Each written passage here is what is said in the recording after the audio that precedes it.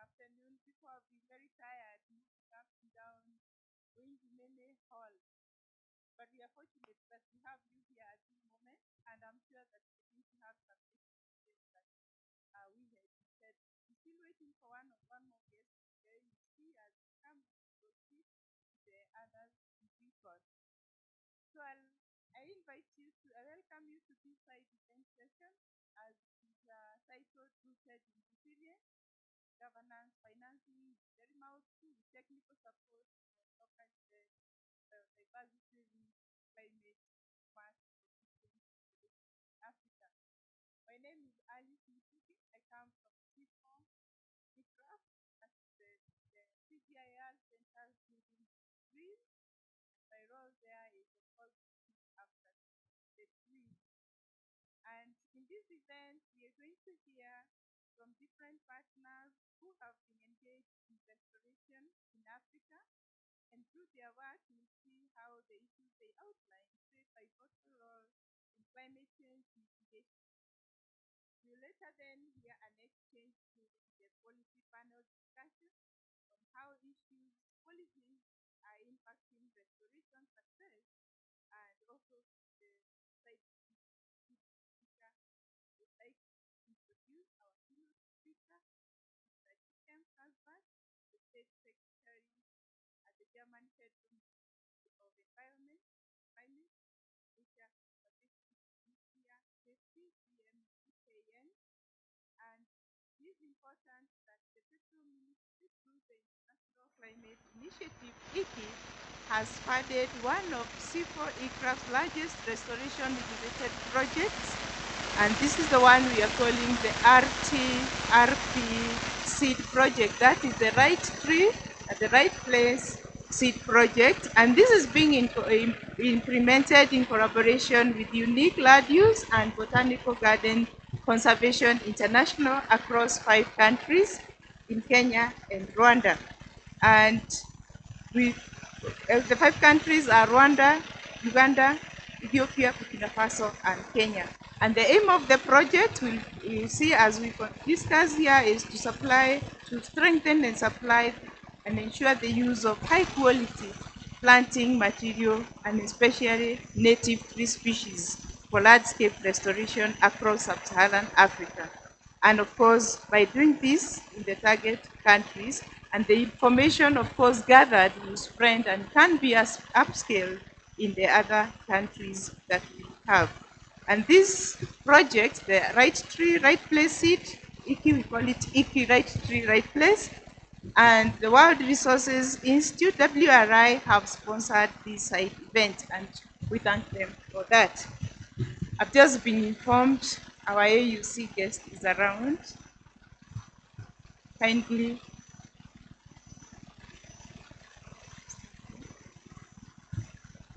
Okay.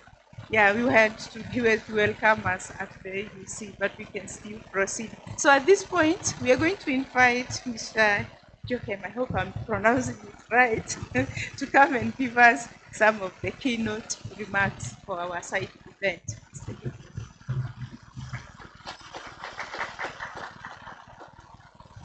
Thank you, and you did so wonderfully right. And so for me, it can't be too late. And it comes to restoration of degraded forest landscapes, I'm re-energized immediately, even in the middle of the night. So happy to be here again at CIFOR-ICRAF. I've been so many times at your meetings, and I know this is really the power bank of restoration of degraded forest landscape. And I tended to say in the past sometimes that every idiot can plant a tree, but to restore a degraded forest landscape, this needs a lot of skills. You need, as you quoted the project, the right tree in the right place for the right purpose.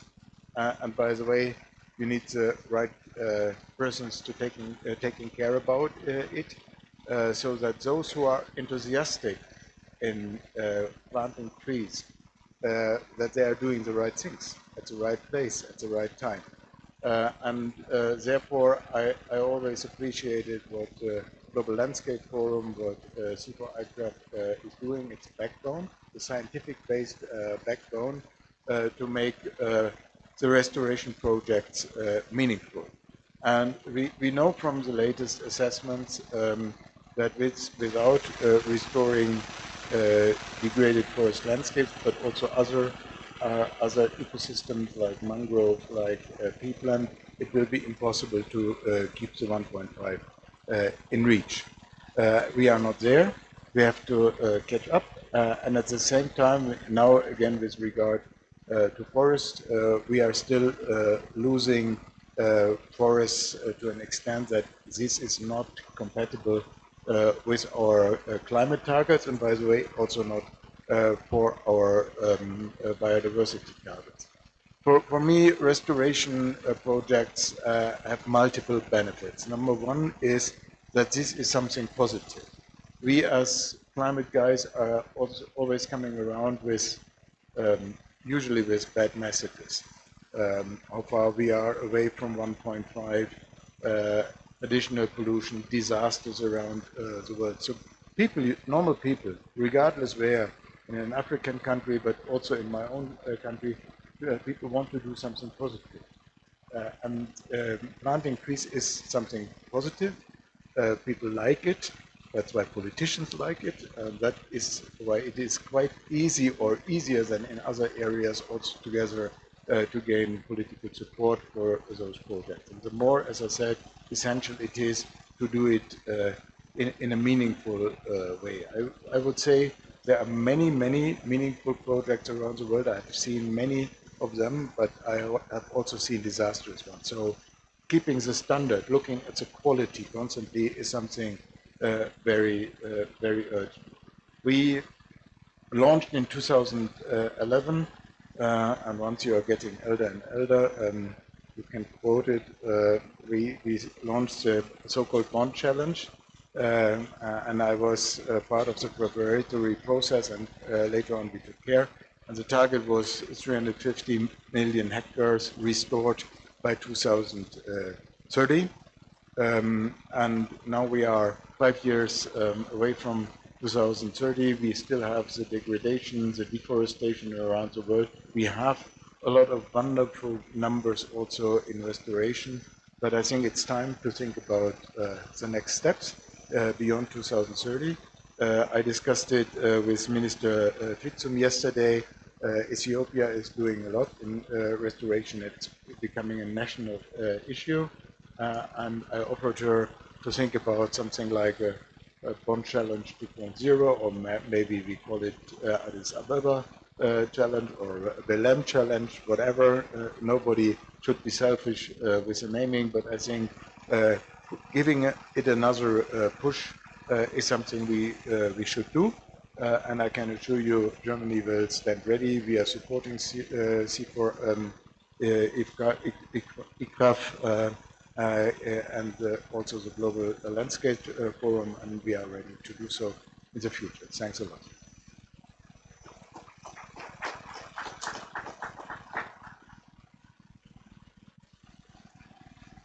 Thank you very much for those kind words and reminding us the role of the right tree in the right place. And we appreciate the efforts that have been put by your government supporting all the initiatives that you have.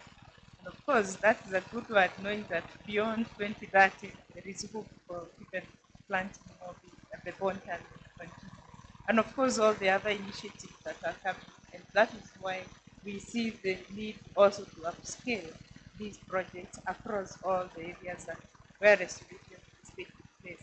So the next part of this session is that we're going to have a 4 few-minute presentations for key scientists who are dealing with the restoration. Then after that, we'll have the panel discussion and we'll be able to engage with that. But we have an excuse from our keynote speaker that he has to join another function just now, and we understand, we appreciate that. It took time to come and be with us here. Thank you.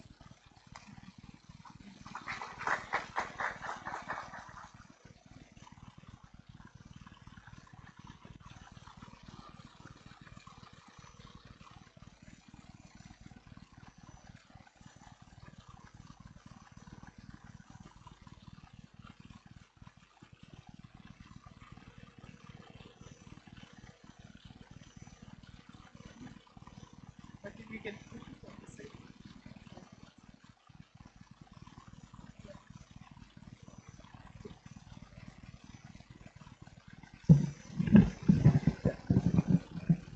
Okay, thanks so much for giving me this opportunity. Can you hear me? At the back, can you hear me? Can you hear me? Okay, great. Yeah, my name is Igramacho. I'm working with World Resources Institute. I'm a senior technical advisor for landscape restoration program, leading our activities in Ethiopia and supporting our restoration champions under the Restore Local program. Next slide, please. World Resource Institute is a non-profit organization, research organization, you can say. It has critical areas of engagement that includes climate, energy, food, forest, water in cities. These all programs are our concern. Basically, we focus on addressing challenges in nature, people, and climate. Next slide, please.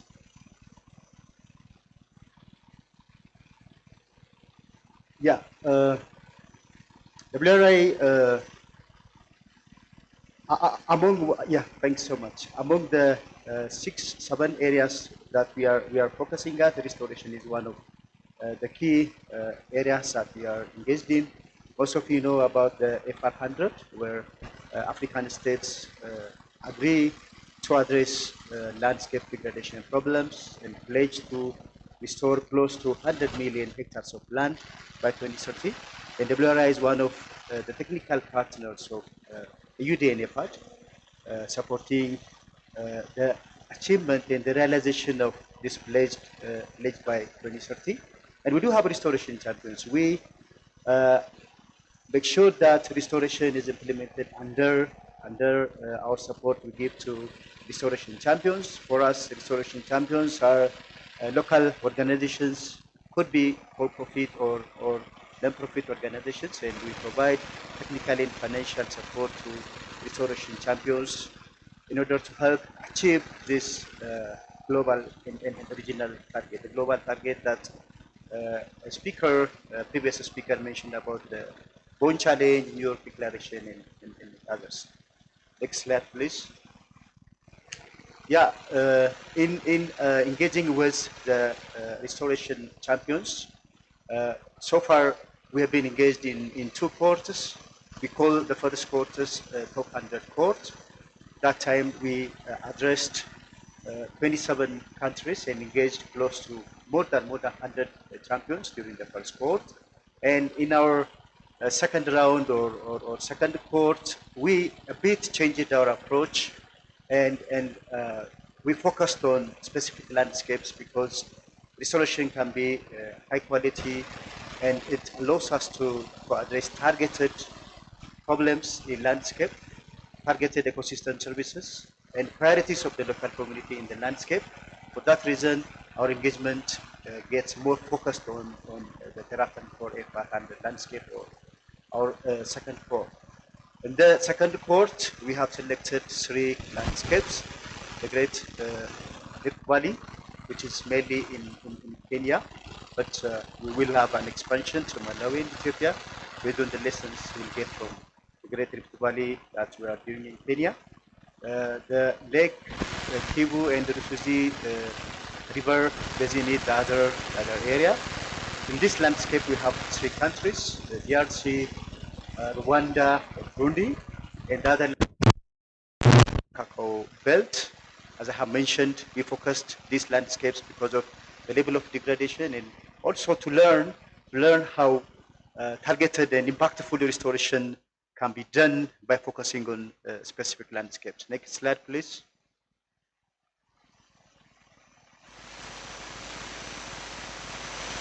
Yeah, these are some statistics, especially in the landscape in the second court. We have some land 6 projects. As I have mentioned, our restoration champions include both for-profit and non-profit. We do have some 17 non-profit organizations and some 78 and 79 for-profit organizations, and three landscape we have prioritized for the second round. Next slide, please. I have only 5 minutes and I'm trying to rush. Next slide. It's not any. Yeah, just to tell you about the Terra Fund approach, most of you know that commercial banks provide loans to big enterprises, while small micro enterprises give small amount. We believe that there are a missing middle.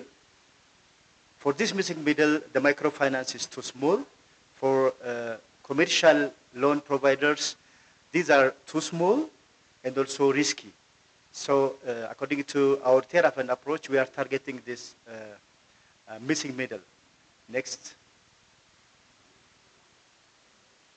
Yeah, this is a wheel. I think you can see we have 4 elements in the wheel. This is our strategy for Restore Local program.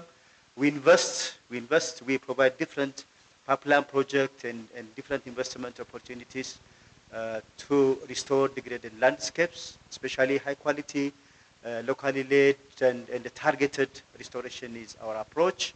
In our enabling element, we focus on creating the enabling environment, the policy, the strategy, and other governance tools. Monitoring is really very important because it's important to to understand the progress, track progress, and as most of you know, for landscape level restoration, adaptive learning is really very important. So we do have a strong monitoring element and supporting our restoration champions also to have a good monitoring skill. Motivate is the other element of our strategy. We showcase different champions' work, and also we collaborate and scale best practices so that we can inspire different actors in the restoration sector. Next slide, please. A little bit on some of the lessons. Yeah, community engagement is really very important. This is one of the lessons we have learned so far. Tenure is, again, one of the most important things that we have learned. If tenure security is there, impacts on restored landscapes could not be sustainable, and then securing tenure is very, very important and essential element. Building the capacity of the local communities, again, another important area to ensure landscape restoration is sustainable and also has a buy-in from the local community. There are also other important issues that you can see here. Incentive is again very important because people should get at least some level of economic incentives from landscape restoration. Otherwise, it's difficult to convince local community and tell them to restore landscape just to get some benefits after 10 years or 30 years. So integrating some livelihood component is really very important. I mentioned about monitoring. I want to mention about tree planting bias because it was mentioned that the right tree species for the right place and for me also for the right objective. Usually there is a tree species bias, but we try to make sure that the right tree species is selected for the right purpose, for the right objective and for the right landscape. Thanks so much. Myself and my colleagues are here to give further detailed information on our Terra Fund program. Thank you.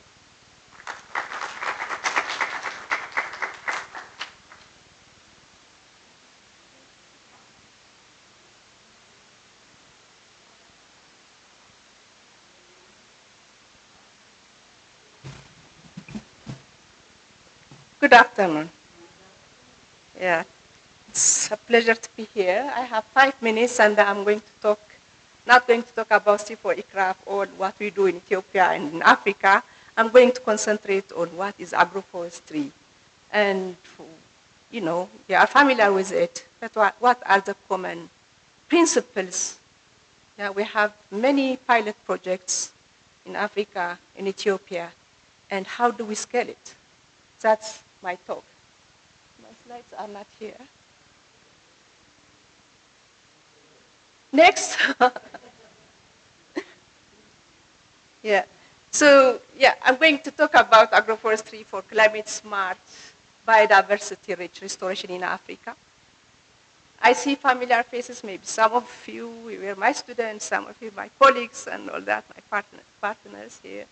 So I work at CIFOR-ICRAF, and CIFOR-ICRAF, it's a CGI center based in Kenya. We also have office here in Kenya, in Ethiopia. So yeah, it's a pleasure to be here. So as you know, there are so many challenges.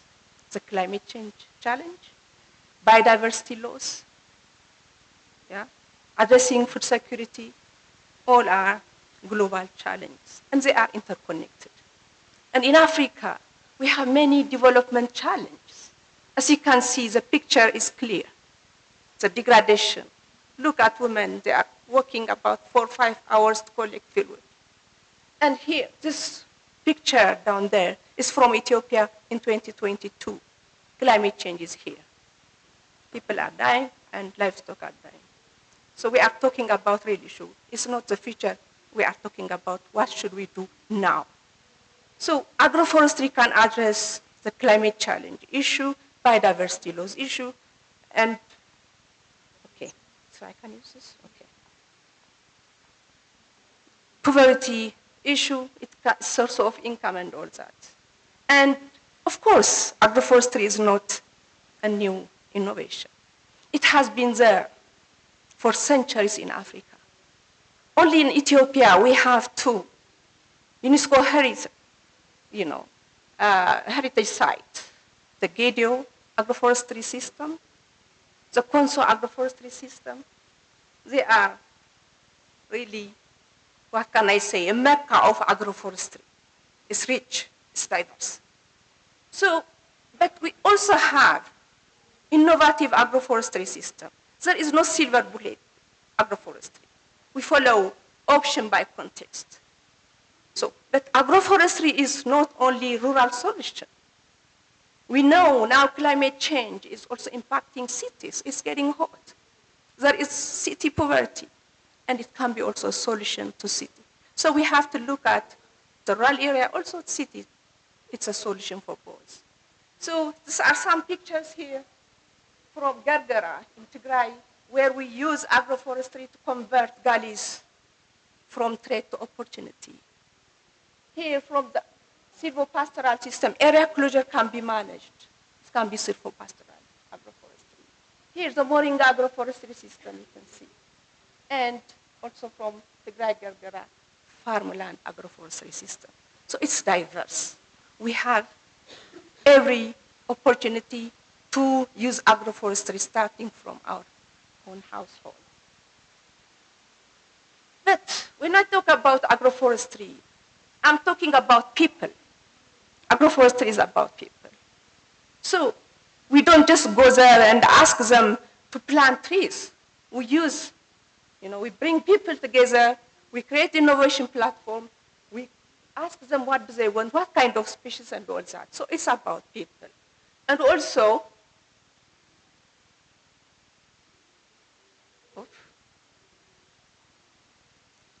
she's showing me 1 minute. Yeah, it has to make economic sense. We cannot ask people just to plant trees or to restore, degraded landscapes. So we have to create short-term, mid-term, and long-term benefits. We have to give them vegetables, seedlings, and this is model farmers at RC, organizing use, and only integrate one area that's funded by GCBC, they gained 1 million birr in 1 year. So it makes economic sense. And you can see here, we start with vegetables, onions, and seedlings, and indigenous species.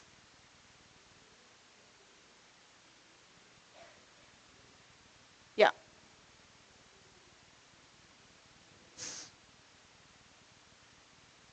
One back. It's not going. Sorry.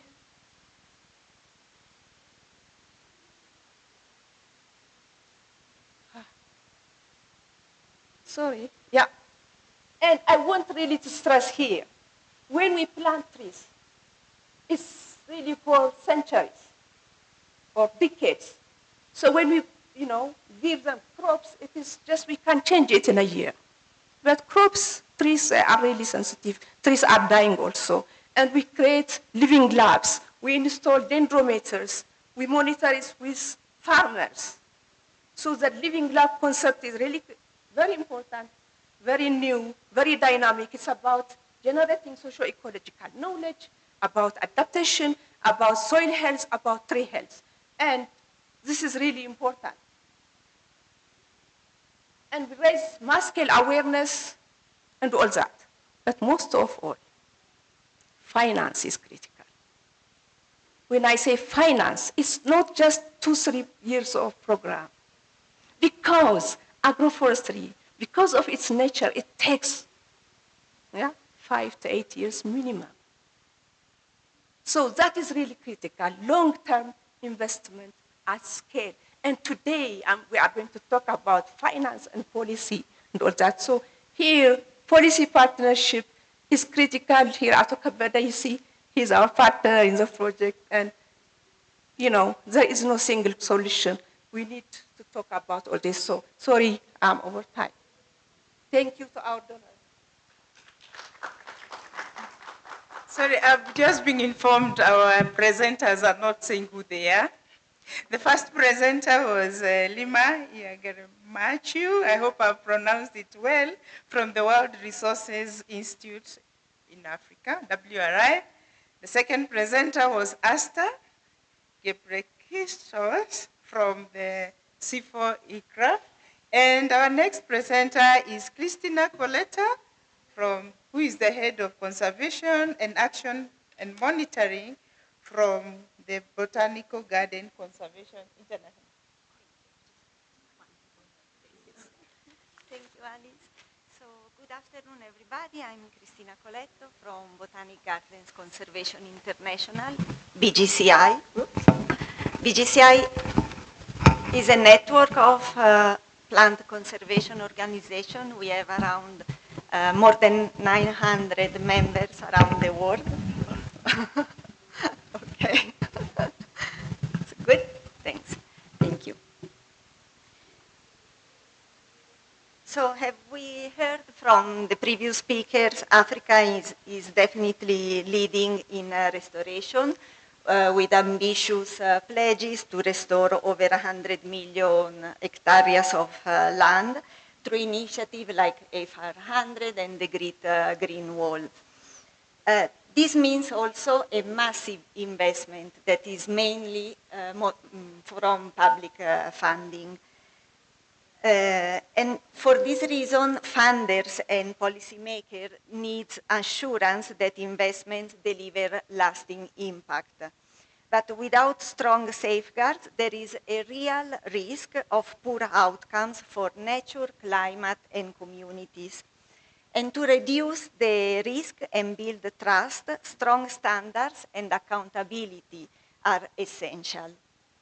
And here is where comes in the global biodiversity standard, that is an independent science-based assurance system, is a global standard for nature-based solution to drive positive outcomes for ecosystem and the communities that rely on them.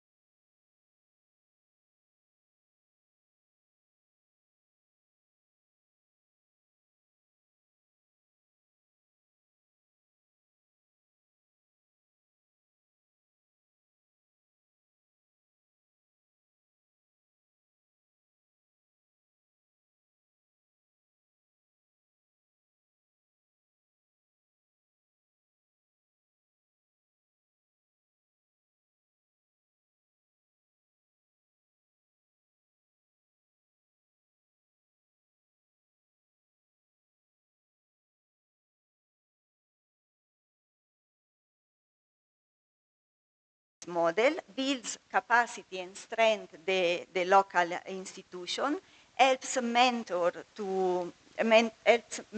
practitioners to deliver high quality restoration with context-specific outcomes, but that are also globally credible. The Global Biodiversity Standard aligns with the Global Biodiversity Framework and also got the support from the CBD, as stated by Dr. David Cooper, the former executive secretary.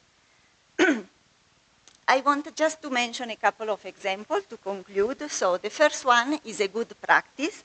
It's a project implemented by the Jane Goodall Institute in Uganda in the Budongo-Bugoma corridor that is a critical habitat for chimpanzees and biodiversity. It was a community-led restoration project, planting native trees to address different threats like deforestation, fire, invasive species, that not only achieved to restore the habitat for endangered wildlife, but also supported livelihoods for local community like apiculture, goat rearing, and farming. And this has been the first site to achieve the TGBS Advanced certification. But TGBS also play a key role in identifying problems and driving improvements. As it was in an example, another project in Madagascar, it was for sure a well-intentioned project, but it was ecologically inappropriate because it was meaning to plant trees on natural grasslands.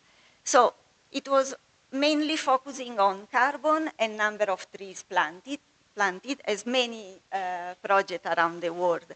And the risk was really to displace a unique grassland biodiversity. So, and also introducing non-native and potentially invasive species.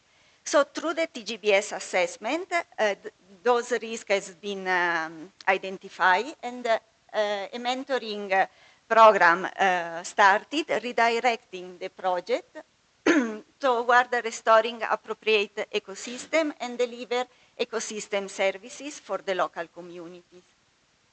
So how can we move from ambition to impact, and how TGBS can help? TGBS can translate Africa restoration ambition into impact, provide assurance and reduce investment risk, align project with the Global Biodiversity Framework targets, with the UN Decade on Restoration and the Paris Agreement, support the NDCs, the reporting on GBF targets, and strengthen climate resilience through biodiverse restoration. So TGBS is really a call for action for policymakers to get verification on biodiversity impact, assurance on their investment, and to make sure restoration goals deliver benefit for climate, people, and biodiversity. And I want to thank the donors. The Darwin Initiative from the UK government has been the donor supported the development of the Global Biodiversity Standard. And before has been mentioned the project RTRP seed, funded under the IKI International Climate Initiative of the federal German government, in which we will apply the TGBS on restoration demonstration plot to show how this methodology can improve the impact of tree planting project. Thank you. And I left some materials there if you want to know more.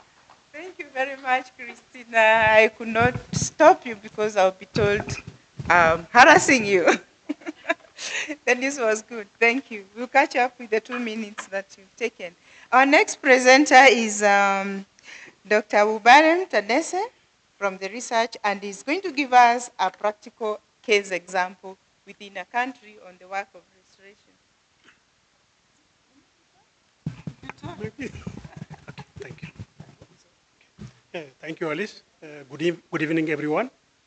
The title of my name is Wubalem Tadesse. The title of my talk will be PATSPO, Advancing Quality Seed Program in Ethiopia and Beyond, lessons learned from provision of adequate tree seed portfolio, PATSPO, in Ethiopia. I'm sorry.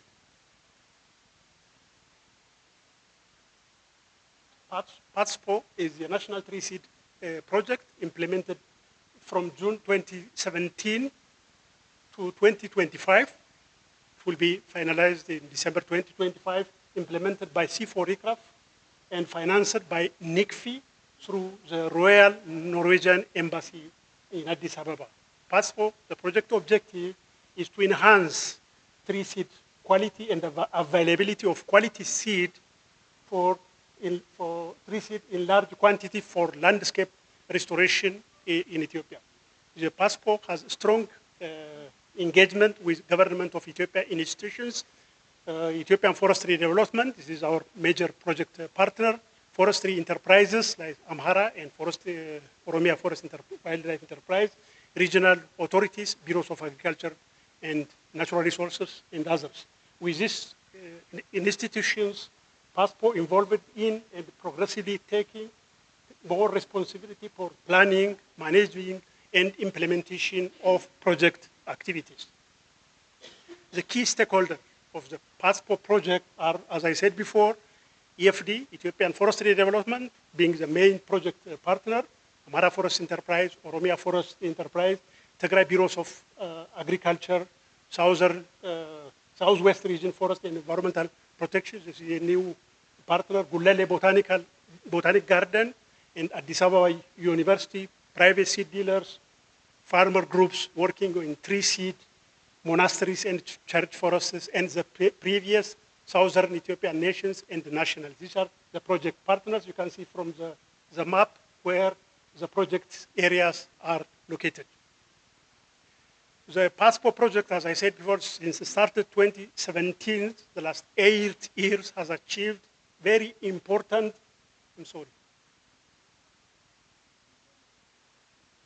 very significant results. I will list some of them. For instance, PATSPO has established 62 breeding and seedling seed orchards, BSOs and SSOs, of which 23 tree species, 13 are native tree species. You can see from the map where the BSOs or SSOs are established, the 62 breeding and seedling of starfish over in Ethiopia.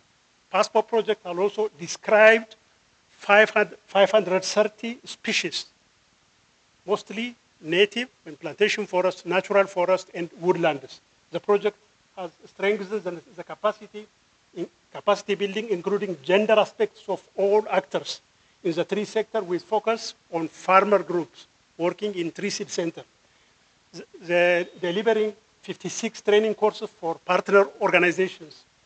The project has produced over 120 publications, guide manuals, leaflets, strategy, etc. The project also developed 15 videos related to seed collection, handling, processing, etc. The PATSPO project has also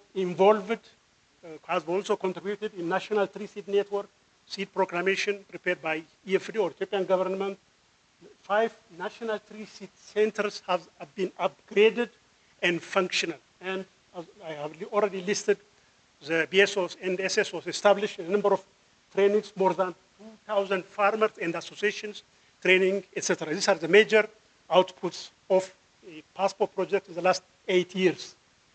From the picture, you can see field activities, managing the BSOs and SSOs, the capacity building conducted at the National Tree Seed Center laboratories, and training materials produced by PATSPO project.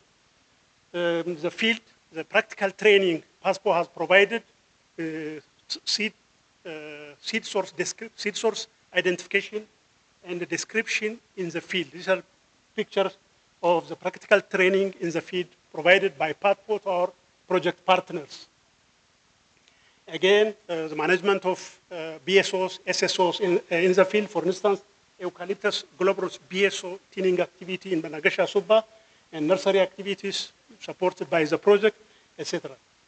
To conclude, PATSPO has efficiently expanded its activities in numbers and coverage, seed sources established, identified seed sources, better regional tree seed centers, with the support of the project, trained staff of partner institutions and farmer groups, and information material and technical reporters, etc., and at the same time covered larger area and more regions of Ethiopia.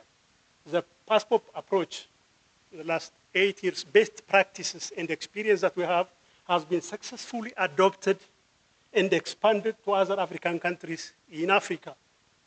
That is, for instance, the case of ICI project, where a number of countries are involved, as Alice mentioned earlier, demonstrating its effectiveness and wider impact. The important key lessons learned from PATSPO and conditions for the successful achievement of PATSPO project: timely delivery of visible outputs on the ground and reporting done as agreed with the donor, NICFI, NORAD, and the government of Ethiopia, mainly with EFD, our main partner. Technically qualified and dedicated staff at CIFOR-ICRAF country office in Ethiopia, both at the head office, ILRI office, and the regional project coordinators in different regions, as formed as excellent working team. The excellent collaboration with Ethiopian Forest Development, EFD, as the Royal Norwegian Embassy, the donor in Addis Ababa, and partners working closely in the project. Finally, the technical short-term inputs from international experts, but mainly from University of Copenhagen. And finally, I thank you all, the project, the donor, our main partners, mainly EFD, and all. And this is the website of the PASPO project, and thank you very much. Thank you very much, Uberem, for the presentation and highlighting the activities that are being carried out.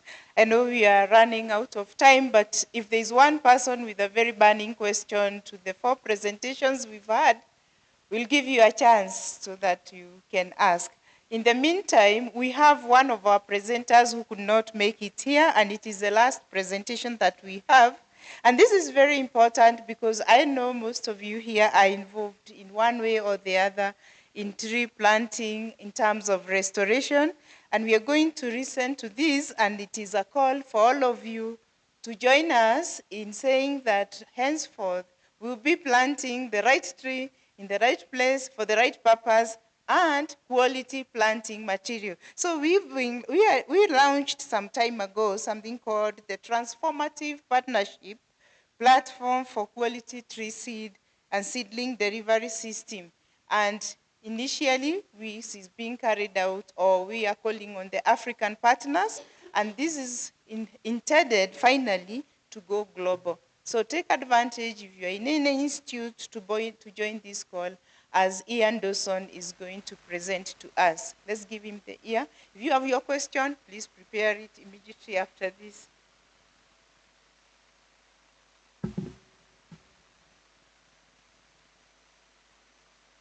can't hear him.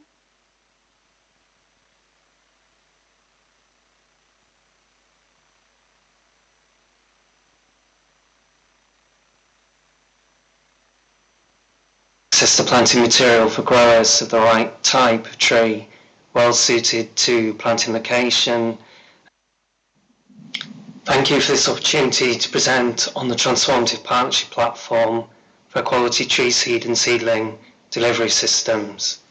As has already been noted, access to planting material for growers of the right type of tree, well suited to help address this bottleneck in Africa.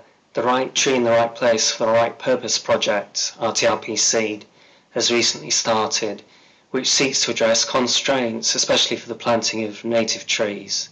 The project focuses on native trees because the vast majority of tree planting in Africa currently is of introduced species. But native trees have a central role in ecological restoration. They have unexplored potential for commercial market development, and planting mixes of native trees can promote resilience in the face of climate change. The RTRP Seed project works in Ethiopia, in Kenya, Uganda, and Rwanda, with some additional activities in Burkina Faso. It's funded by Germany's International Climate Initiative, ICI, and involves CIFOR-ICRAF, Botanic Gardens Conservation International, and Unique Land Use, working with national partners for project implementation. So one of the initiatives supported by RTRP Seed is the development of the Transformative Partnership Platform for Quality Tree Seed and Seedling Delivery Systems, known in shorthand as the Quality Tree Seed TPP, or in this presentation I'll simply refer to it as the platform. The purpose of the platform is to empower stakeholders in the tree planting community to learn from each other in addressing major bottlenecks in native tree seeds and seedlings supply for tree planting in Africa. The platform will draw in stakeholders from the Global Landscape Forum, that's GLF, and will link to a GLF-managed online digital campus on the topic of improving tree seed and seedling supply. One of the activities of the platform is to hold online events to support stakeholders in improving their current practice in delivering native trees for planting. Upcoming events will cover the pros and cons of planting native and introduced trees, how to value and monitor quality in tree planting, how to improve policies in support of more effective native tree species planting, and how tree planting investors and planters can work together better to improve the quality of tree planting initiatives. A particular emphasis of the platform will be to work at the strategic level to put in place appropriate policies and practices in support of effective tree seed and seedling delivery systems for native trees in RTRP seed project countries, followed by the scaling out of these measures across Africa. So we're providing an opportunity for stakeholders in the African tree planting community, be you government donors, private investors, planting practitioners, policymakers, planners, or tree scientists, to link up with colleagues on the platform and share experiences that allow us to learn together how to better source tree seeds and seedlings for planting purposes. By enhancing collaboration among different stakeholders and across countries, the platform will support more rapid progress to effectively meeting regional landscape restoration targets. So please find out more about the platform and get in contact using the QR code on this slide. Thank you. Thank you very much. Checking for any question. 1, 2. We don't have any, so we need the panelists, the 4 panelists here in front now. And yeah, saving on time. Saving, yeah, so.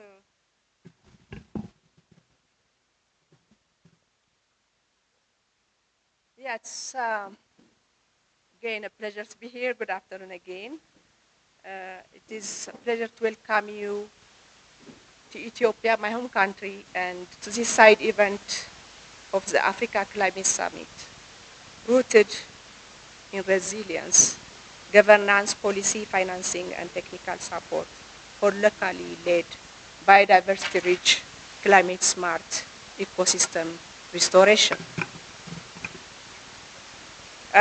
In this session, we saw about some successful stories on the ground from the PATSPO and from WRI. Now we are going to dive into policy and governance, innovative financing, and robust technical support. So yeah, I'm really honored that I am joined by outstanding panels of experts, each bringing unique perspective and experience of their own. So please, it's my pleasure to introduce our distinguished panelists. Let me introduce Mr. Fergal Ryan, Deputy Head of Mission and Head of Development, Embassy of Ireland in Ethiopia. Please take a seat. Please welcome him. he has a lot of experience, 25 years of experience in Africa. Since 2023, serving as head of cooperation at the Irish Embassy in Addis Ababa. And I can continue, but we have really limited time. Our second speaker is my former colleague, panelist and my sister, Dr. Susan Choma from WRI, who is leading WRI's work on forest protection, landscape restoration, food systems transformation, and water.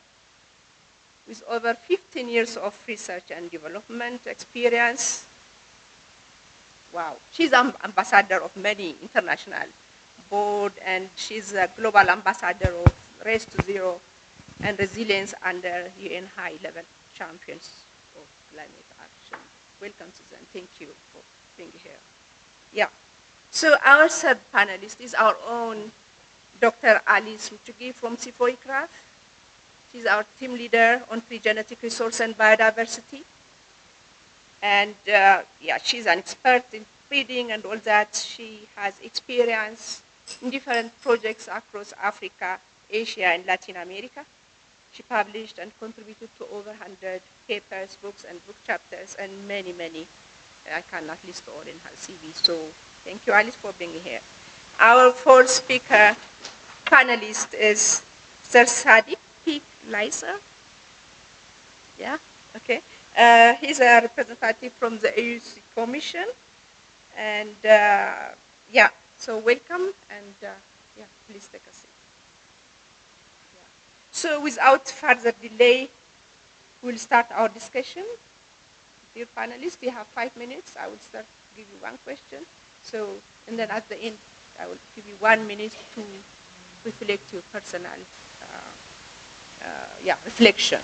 So I will start with Mr. Fergal Ryan. As a deputy head of mission, Ireland has been, you can reflect. Pardon? Can you hear me? Okay. Ireland has been championing climate justice and equity. From Irish Aid's experience, how can development partners support African governments to institutionalize inclusive governance in restoration, ensuring women and youth and indigenous communities have the decision-making power while shaping restoration? Yeah? And how can we finance to be predictable, accessible, and supportive of locally led initiatives? You have 5 minutes.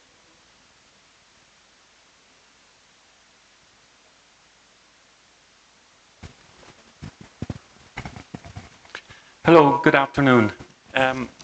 Thank you for the question. And I'm very happy to be here on behalf of the Irish Embassy in Addis. I think across the world at the moment, the reality of climate change is growing ever more apparent. Every year, we're seeing record temperatures and ever more common wildfires, floods, and droughts. However, even as the impact of such change grows, so too do our collective efforts to avert the worst outcomes. As recently as July, our Taoiseach, the Prime Minister, Micheál Martin, who visited Ethiopia last year, reiterated that Ireland sees the climate crisis as a priority. He has acknowledged that climate change is fueling conflict, global instability, and competition for resources, potentially resulting in abject human misery. Our approach to climate financing reflects Ireland's ongoing commitment to tackling poverty, putting the furthest behind first, and to advancing principles of justice and equality. As a small nation, we value a rules-based multilateral system that offers the best hope for collaboratively addressing global issues such as climate change, and are committed to achieving the Sustainable Development Goals, including Goal 13, to take urgent action to combat climate change and its impacts. We recognize that gender equality as both an objective and a driver of sustainable development as a key to achieving all of the 2030 Sustainable Development Goals. Back at COP26 in Glasgow back in 2021, the Taoiseach pledged that Ireland would commit at least €225 million per year in international climate financing by this year, more than doubling our contribution up to that point. We are, I'm happy to state, on track to meet that goal. Our climate financing is strategically focused where it's most needed, in developing countries and small island developing states that are most at risk from the malign impacts of climate change. We realize that in addressing these issues, we must involve youth as an active element in carving out a better scenario for the future. The work we support focuses on adaptation and mitigation, prioritizing nature-based solutions with a discrete focus on gender-sensitive initiatives and inclusion of youth, who must have a stake in the future. During COP28, Ireland also pledged €25 million to the newly established Loss and Damage Fund, demonstrating our solidarity with those nations already experiencing severe climate impacts. The European Union and its member states, among which Ireland is proud to count itself, are the largest providers of public climate finance. In 2023, we collectively delivered 28.6 billion in public climate finance, with 7.2 billion mobilized additionally from the private sector. These figures demonstrate that the EU plays and will continue to play a crucial role in financially supporting international climate action. Ireland recognises that Africa is the continent most affected by climate change and the one least responsible for it. We realise that the increased frequency and intensity of extreme weather events in Africa, and indeed within Ethiopia, such as drought, erratic rainfall and flooding, directly threaten food security and undermines agricultural productivity, biodiversity and landscape restoration. Here in Ethiopia, over the past 2 years, the embassy itself has invested approximately 25 million euros in climate action across our multilateral humanitarian and development cooperation with the AU, the Government of Ethiopia, and a range of non-governmental partners, including ICRAF. This is in addition to Irish climate financing that reaches this country through multilateral channels and through Irish NGOs who are engaged on adaptation, mitigation, and climate resilience. In response to the complex and intertwined climate challenges we see, we're currently funding a range of interventions such as integrated climate smart livelihoods improvement programs, which necessitate well-functioning, inclusive governance arrangements, long-term commitments of financing, and the provision of appropriate demand-driven expert technical support for locally led biodiversity-rich climate-smart ecosystem restoration. For example, ICRAF's work creating tree-based agricultural landscapes and promoting forest and landscape restoration presents a promising and integrated solution for achieving sustainable food security, biodiversity conservation, and ecosystem conservation, while adapting to the changing climate. We recognize that such interventions require long-term, predictable financing and sound governance because they require both time and the right incentives to provide appropriate services and achieve intended benefits for communities. I was lucky enough a week or so back with my colleagues here, Tuadaj and Tesfaye, to visit ICRAF's work up in Tigray and to go out to rural communities and see the work on the ground. And one of the things that struck me was when we're talking in terms of the climate pledges, we're talking in billions and millions and these huge figures. And what we saw up there was the women we encountered in the communities showed us their Rusako savings books, and they were putting aside 100 birr per month. I mean, it's nothing.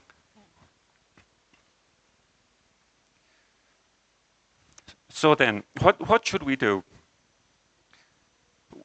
We believe that climate programs should include livelihood interventions as incentives if we need to have successful and impactful landscape restoration works. These should explicitly aim to transform the lives of women and girls and elevate their role and authority in decision-making and resource allocation. We need to leverage resources, for example, from the Productive Safety Net program and community contributions such as free labor that helps to promote sustainability and feelings of ownership and belonging and accountability for proper management. The work we saw up there is also linked to our work in Tigray on preventing gender-based violence. So we need to join the dots on all of these things. Creating ownership of rehabilitated and restored landscapes is important, including tree tenure and use rights. It's important as these are key factors to have a well-functioning, inclusive governance for locally led, biodiversity-rich, climate-smart ecosystem restoration. Programs and projects designed to achieve biodiversity-rich, climate-smart ecosystem restoration and livelihoods improvement and resilience should have a long-term duration, 10 years or more. Our work in Gargara that we've supported is now going for more than 20 years. And when it comes to restoring watersheds, the environment, that's the time frame. It's not 2-year projects, 3-year projects, 4-year electoral cycles. It's long-term work. There was a report recently by the Woodwell Climate Research Institute, their climate risk assessment for Ethiopia, and its scenarios look at 2050 and 2070. That's the time frame. That's the long-term commitment that we need. Finally, ensure meaningful participation of communities in all of this work, from planting to implementation. Linking with government programs and services, providing rehabilitated land to landless youth to give them a stake in the future, and managing resources in a manner that ensures strong accountability, local ownership, and long-term sustainability of the programs. In closing, Ireland's approach to climate financing is one of scaling up impact with inclusion and equality, from doubling our climate contributions. I've lost the last page, but we're committed to all of that. So thank you very much. Yeah, thank you, thank you. Thank you, Mr. Farda. It's really, I'm not trying to summarize what you said. It's, yeah, a lot. And about the long-term financing. It's a good example.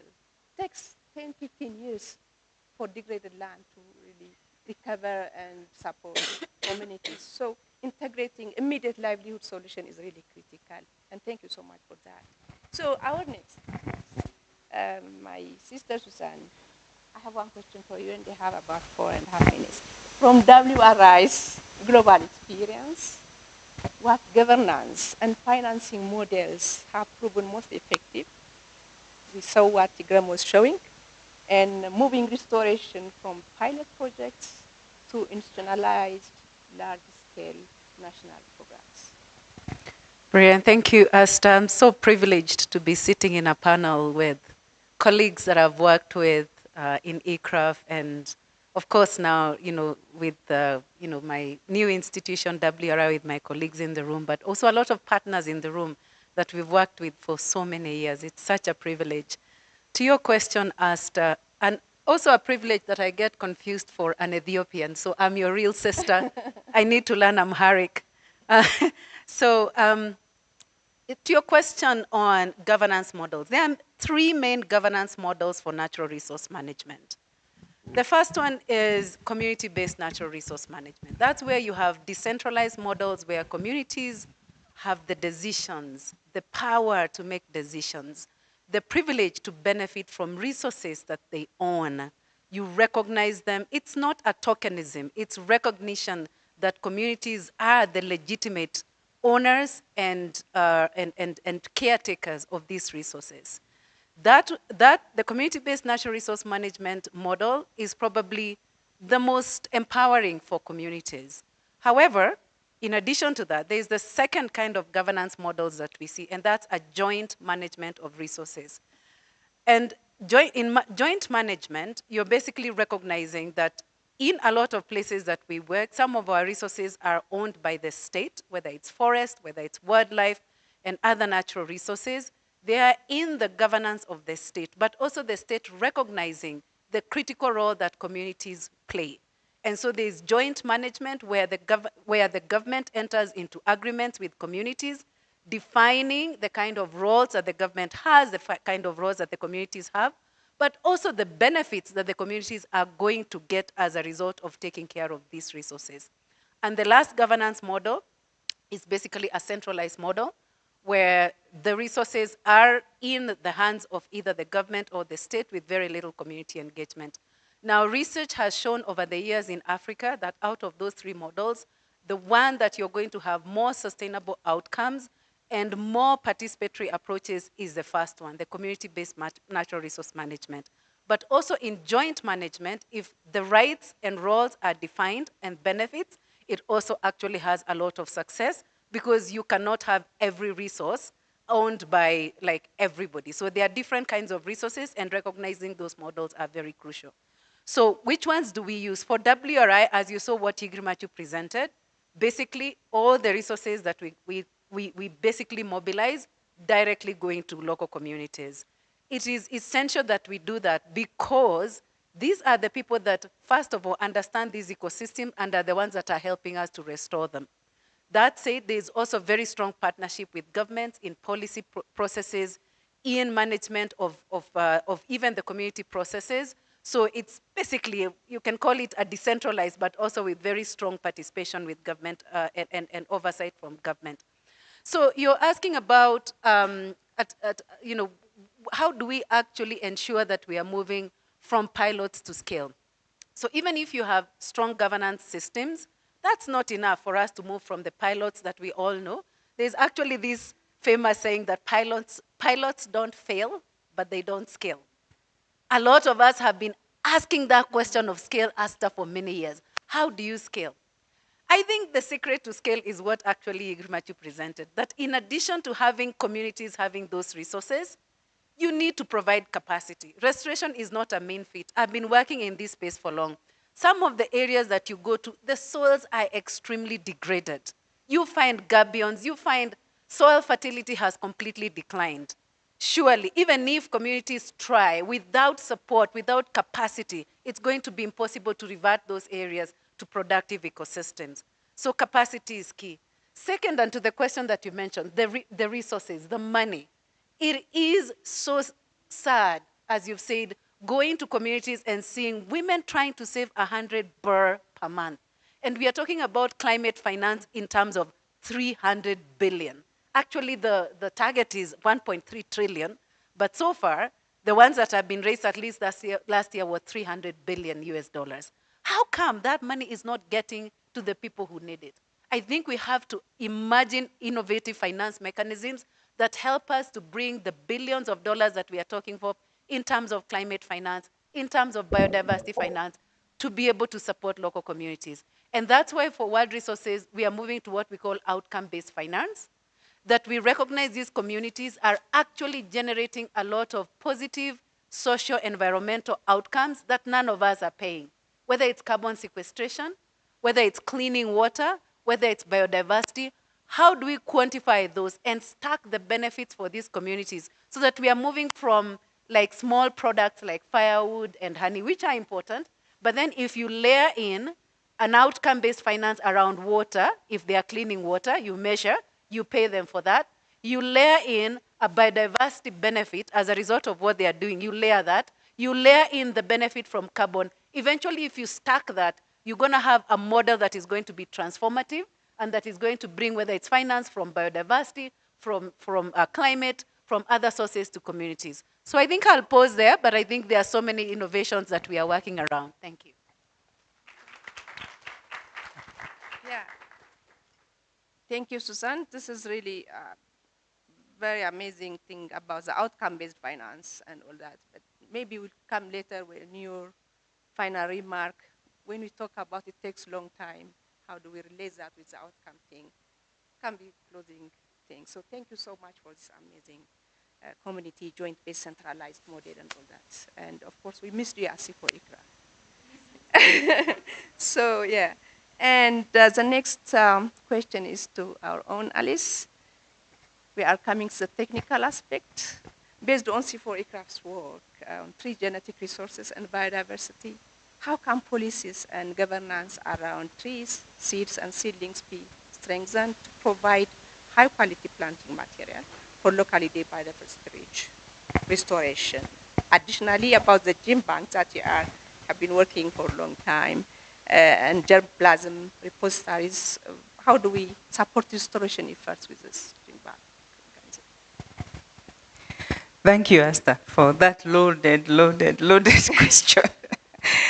I think I'll start by saying, why are we really talking about tree planting in climate summit? When you've gone through all the rooms, they've really all been talking about financing, what is happening, climate action. But when we go to the ground to resolve this issue, what are we doing? You'll find most of the areas primarily will be including tree planting in one way or the other. And therefore, this becomes very important. And the reason why we chose this side event to come and put the voice of the tree in this. If you don't know, climate change, we all say it affects us very much as human beings because we are not getting enough water or we are getting too much water. But we paused to think about a tree that has been standing there for 20 years, and all of a sudden, Nairobi has become colder and colder. The tree is still standing there. Then you go to the Tsavo, where we have the baobabs. It's been growing there. Now it's getting drier and drier. It has nowhere to run to. It's just waiting at the mercy of those who are impacting the climate change, us.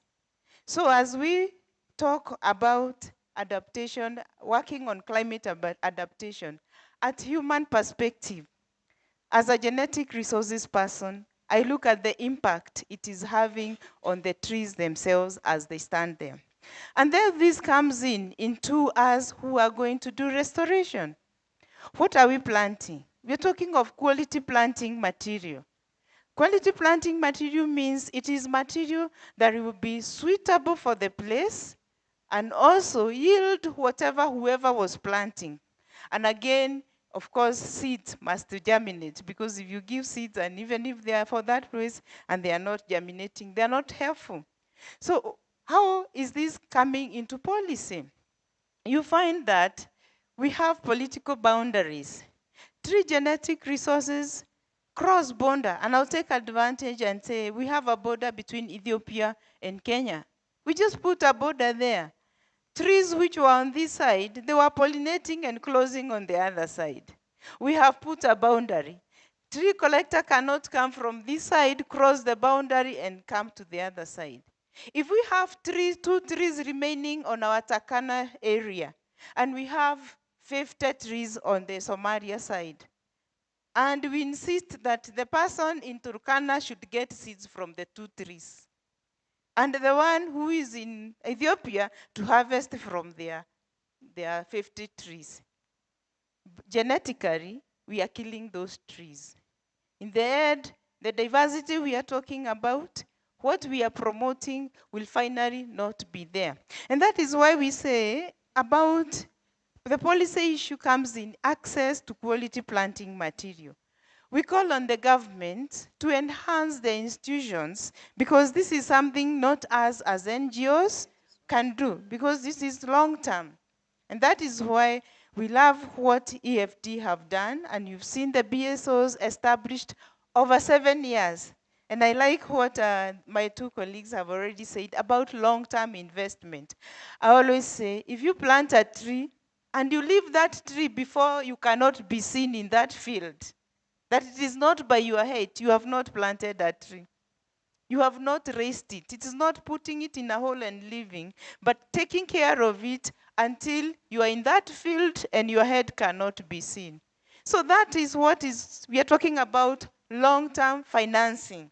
So if we need to look at restoration, looking at the value of trees embarking on climate change, and we know that why the reason, the impact of climate change, we are all talking of increase in carbon, trees providing the highest carbon sink. Degradation, about water loss and all. Trees have all these roles, and not limiting it to of course, the livelihoods, where we have fruits and other systems.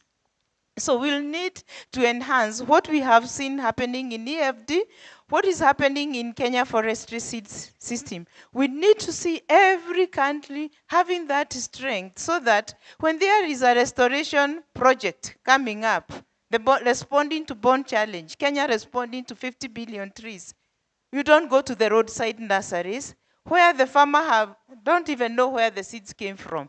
But since you have to plant and you have a planting event of 1,000 seedlings, you just take them. They will tell you this is a native species, but they don't even know the name.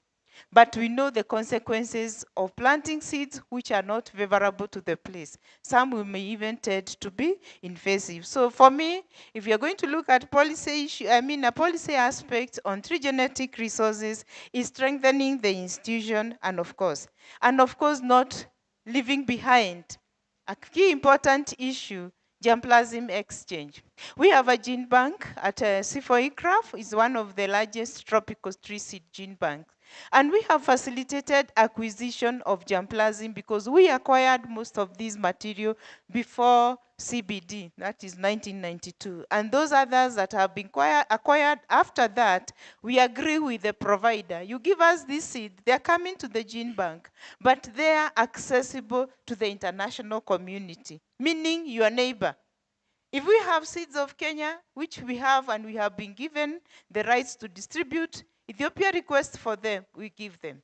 If we have from any other country, we give them because that is the role and the value you are given. But they need replenishment. If we do not partner with national countries to replenish this seed stock, so that when you request for that juniperus which is dying in your country, and we know is still surviving in Tanzania or in another country, then we are in problem. And we need really to work on those roles. And of course, the holistic approach in restoration, it is not just one way. We need also to look at it that when you are restoring, you need to involve the communities because they are the result of why that degradation occurred. So let's not just call a restoration, and we are not involving the local communities. We have the community forestry actions in Kenya, we engage them. If you are in the Sahel, you are planting or you are doing some restoration of shea tree, you know the impact. Women will go to harvest, others will go for charcoal. You need really to engage those communities if of course the restoration will go. So that is the approach I would say I have for that. And I can say more. But Yeah, I can see you raising your hand. So thank you, Alice. This is really informative. And it's not about the seedlings germinating. It's after that. They have survived. We are talking about billions of seedlings planted. We have to talk how many of these seedlings survived actually on the ground. And that takes also, I just mentioned about the living lab concept and all that. I hope I'll get time some other time. It's really critical to consider the climate when you talk about restoration. So my last question is to Mr. Sadlik. There is a decline of finance, for climate, and even, what is now coming is a little bit, it's nothing, almost nothing. So, and we are talking about innovative finance mechanism. And today I attended the panel, the plenary session, and they were talking, Africa is here, it's not a victim of climate change, it's a provider of solutions. So how are we provide the solution and how the finance? Can you? Thank you. Thank you very much. Actually, to begin with, agroforestry or agroecology is a lifestyle in Africa. It is what people, communities are living.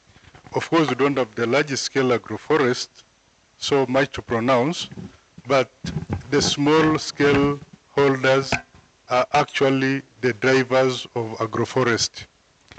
And agroforestry being one of the components assisting the globe in curbing the climate change amidst the decrease of the climate finances. We all recall that Africa requires at least 1.3 trillion US dollars per year to fight the climate change, and the globe requires around 6 to 10 billion US dollars per year, but the private sector is having enough capital, enough finances if it is to be brought on board to inject and work onto curbing the climate change.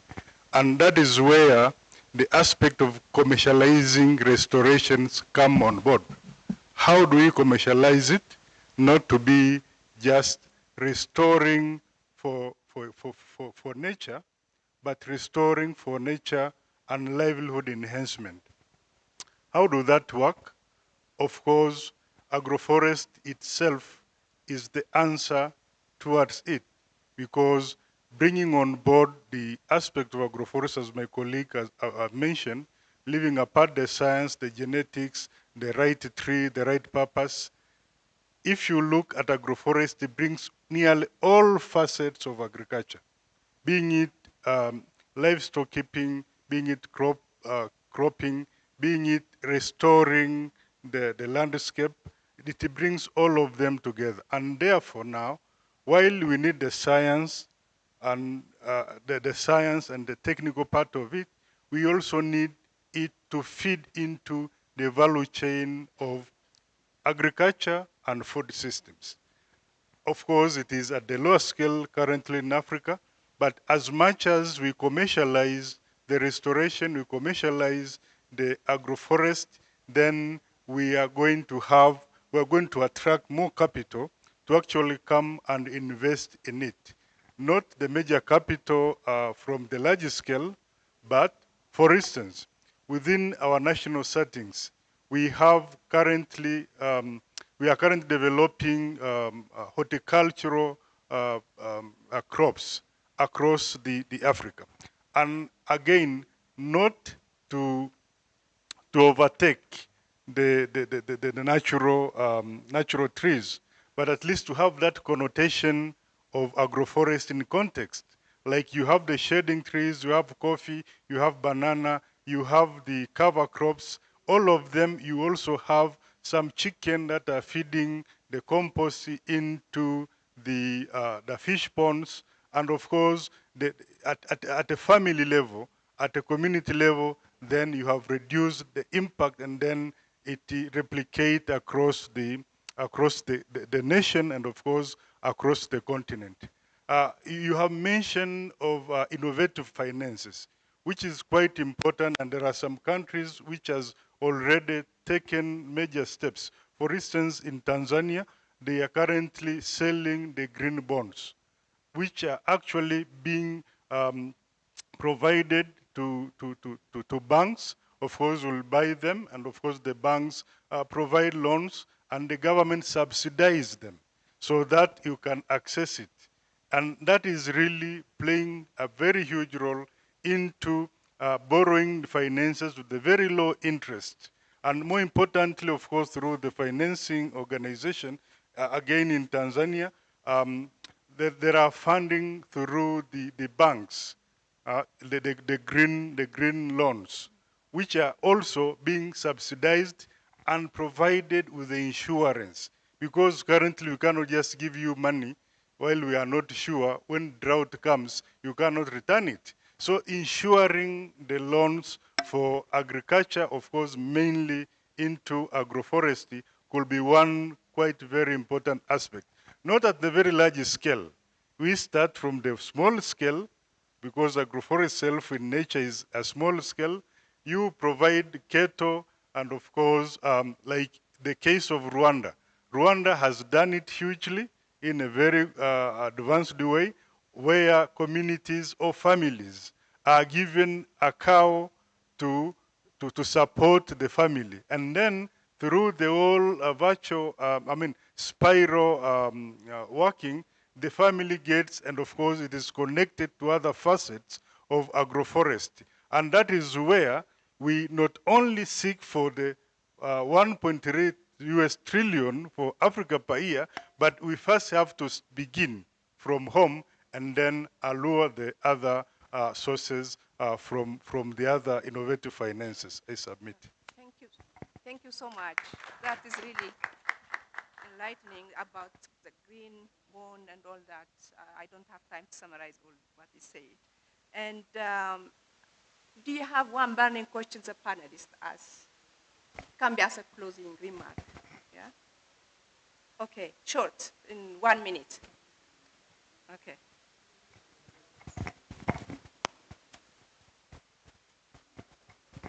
I would rather call it a contribution rather than a question. The conversation has been quite enlightening. And from the conversation, one will deduce that it is now being restoration and ecosystem programs are now being looked at as regional issues. They are not confined within boundaries. They are not limited to one country. So destruction of ecosystems ultimately affects the region, the entire region. And most importantly, it's important to look at restoration as an investment. If it is portrayed to the people as an investment, they will take it more serious than it looks like a self-help, a charity, or support. They do not understand that it is something that might make a livelihood for them. So I think those are perspectives that should be brought into the conversation. I am from Sierra Leone, and we are very much behind in these conversations, and that's why it got me very, very interested. And I hope that I will create new networks to support my country. Thank you. Thank you so much. Thank you. Thank you for your contribution. Actually, you're right. It's not about carbon. We are talking all the time. It's also about water. You know, deforestation in Congo affects water here in Ethiopia and all that. So we have to really consider also the regional, you know, it's investment. It is our future, and it is, yeah. So we don't have, you know, time, but if you can make closing remark, if you have any, in 30 seconds I give you, and I start, Susan.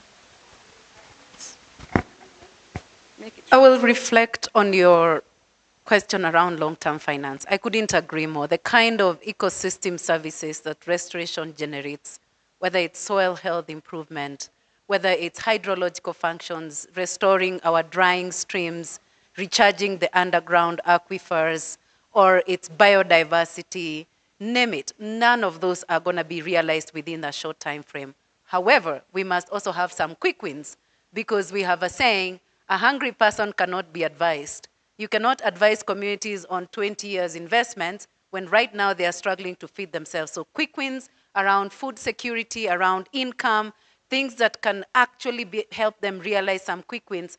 But the investment in themselves and including the financing models that we are looking at must be long-term. Thank you. From quick wins to quick remarks. Just a quick one on our colleague from Sierra Leone's comments on restoration as an investment. I think that's absolutely correct. And the benefits cannot be abstract. They have to be tangible. And I mean, again, we saw last week up in Tigray, the trees that are being planted are producing fruit, fuel, fodder, and income for the families. So they care for it. They have a stake in it. So it's not like you just go and plant trees for the sake of it. They deliver a tangible benefit. And I think it's really important that we don't think in terms of imposing blueprints.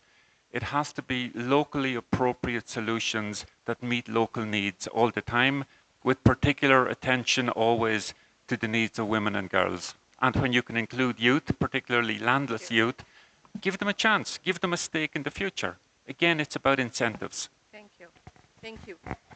If you don't have, it's okay. Just one sentence that we've seen for the successful agroforestry, restoration, and also reforestation, and also in the dryland to reverting degradation, there is there need to enhance capacity, because most of what is happening, people are not planting the trees in the right place because they don't know about them. There are also the technologies that you need to take care of that tree until it grows to mature to whatever purpose it was meant for. I'll end with a call again to all of you to join us in the transformative partnership platform for the quality tree seed and seedling delivery.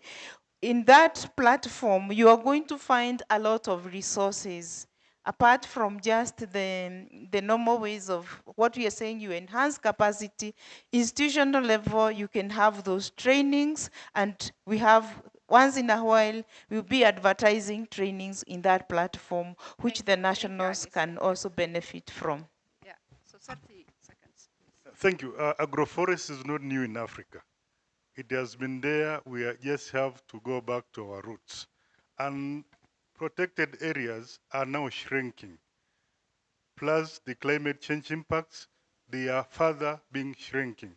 So let's engage politely with agroforestry to be the connectivity between the protected areas and the salvage to the shrinking protected areas. Thank you. Thank you so much for concluding my talk nicely. So, yeah.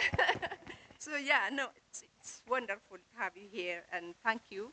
Please thank our panelists, and thank you for you too. So today's insights remind us about scaling restoration requires moving beyond pilots. Yeah, that's it. So thank you so much. So we have a pleasure of, please take a seat.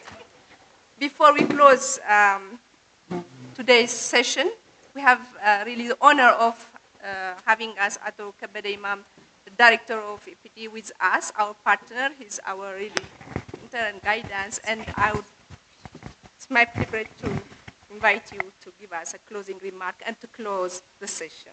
Thank you so much for being here.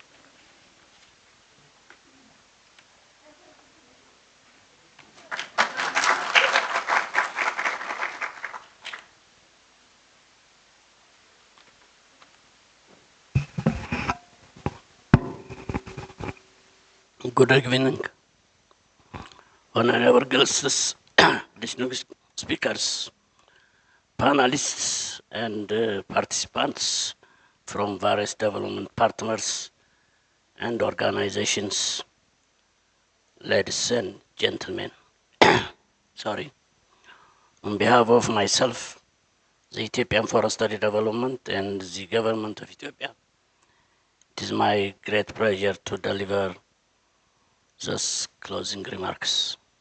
Ladies and gentlemen, this side event entitled Rooted in Resilience, Governance, Financing and Technical Support for Locally Led Biodiversity, Rich Climate Smart Ecosystem Restoration in Africa addresses a timely and crucial topic for this summit.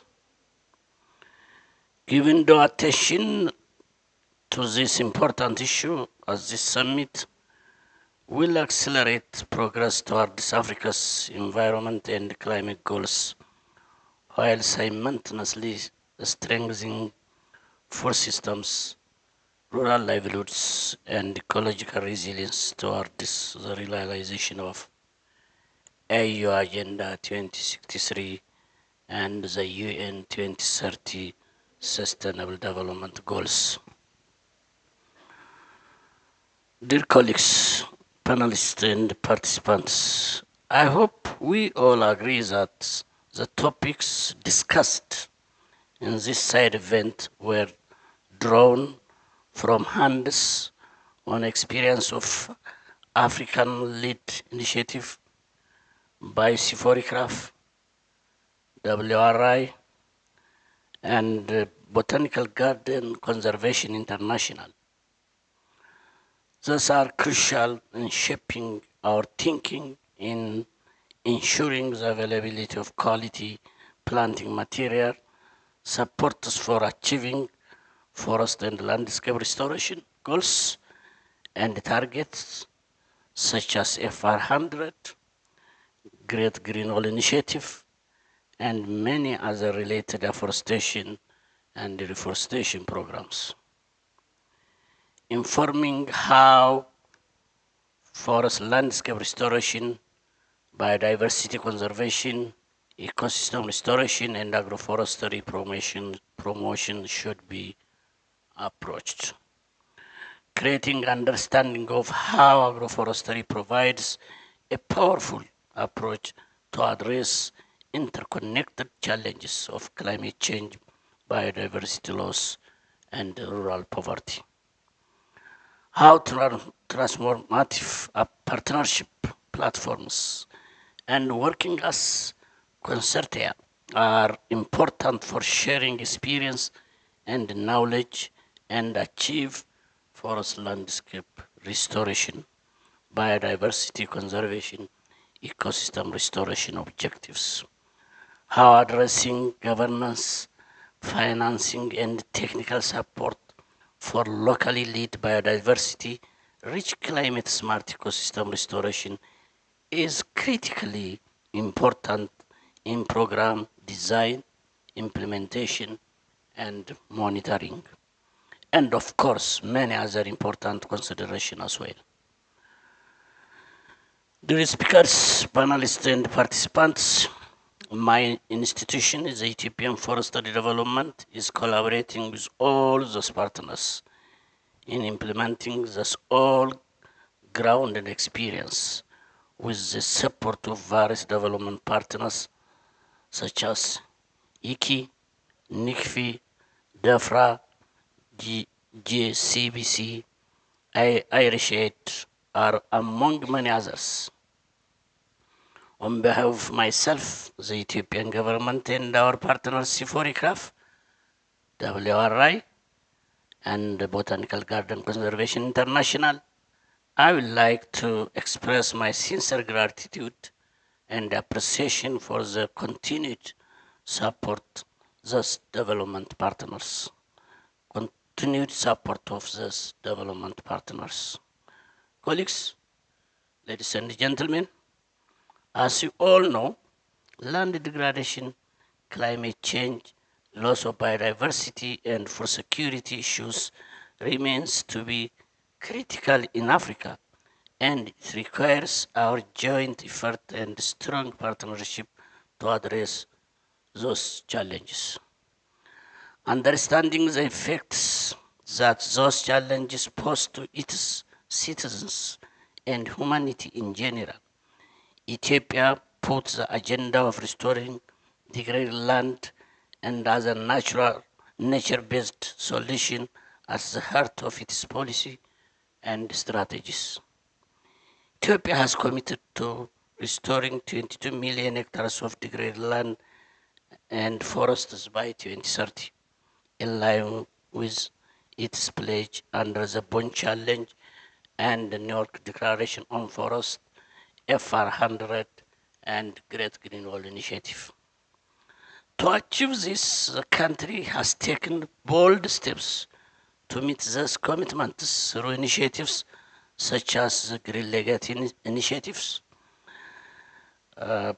participation in FR100 and Great Green Wall Initiative, and many other reforestation and afforestation programs.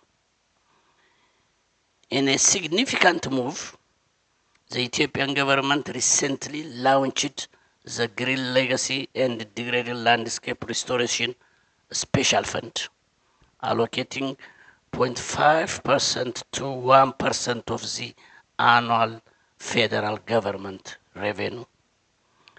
This demonstrates the government's strong commitment to addressing land degradation. These efforts reflect Ethiopia's determination to combat desertification, enhance food security, and build a more sustainable and resilient economy. I believe other African sisters and brothers can also learn from and adapt such commitment for their respective governments.